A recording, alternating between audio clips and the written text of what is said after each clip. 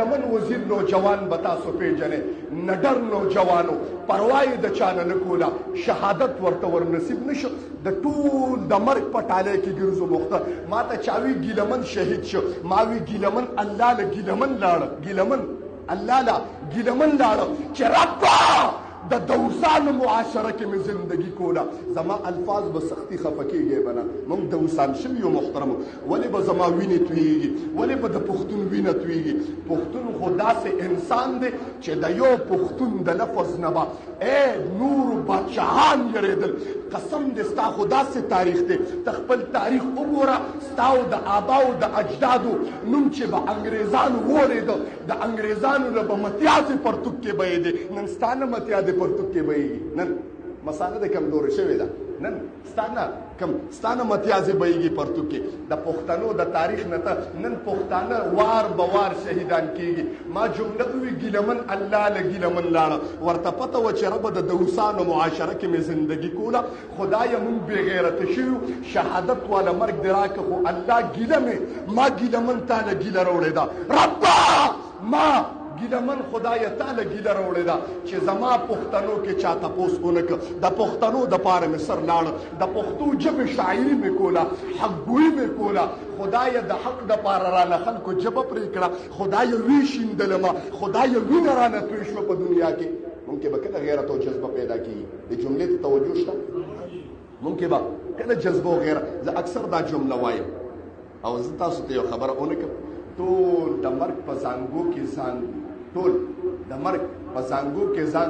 دوه څیزونه د انسان تمامو اشیاو پسې منډې وي خو لیکن دوه څیزونه په انسان پسې منډې وي جملې ته توجه شته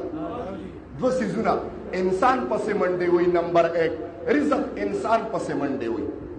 چې څومره د په تقدیر کې بره زما رب لوح محفوظ کې لیکلي دي هغې عمره به ستا دغه ته رسېږي چې تر کومې پورې حتی تستکمل رزقها قرآن کې الله فرمایي کومې پورې چې د دانه ګېډې ته نه کوده شوې چې ستا په قسمت کې ونو مرګ دله نه راځي رزق تا پسې منډې وي موږ رزق پسې منډې وو الله وایي دا به تا پسې منډې وي ته ما پسې منډې وې دا به تا پسې منډې وي ما خدای پرېښې د رزق پسې منډې وام جملې ته توجه شته زه رزق پسې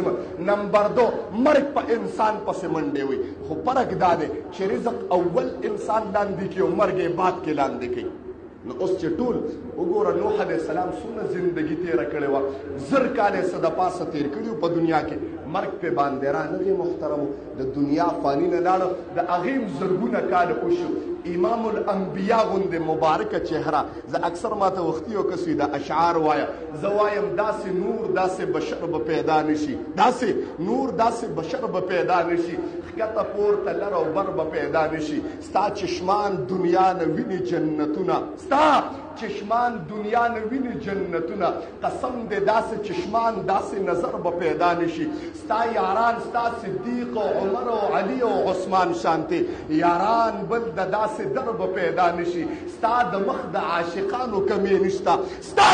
د مخ د عاشقانو کمې نشته خو بلال غوندې بهتر به پیدا نشي او د نبوت سلسله شوه په تا ختمه تا نه وروستو پیغمبر به پیدا نشي زما رب ټاپه ولګوله بره وایي کومه سانچه کې مې چې امام الانبیا جوړ کړی دی ما هغه سانچه ختمه کړه ما هغه سانچه نړو کړه ما وی دا سانچه ختمه شوه دا مهر مې پرې باندې وو چې هغه چهره د دنیا نه لاړه ستا څه خیال دی محترمو تا باندې مرګ نه راځي نو خوښه دې نه ده چې بهترین مرګ د شهادت مرګ راشي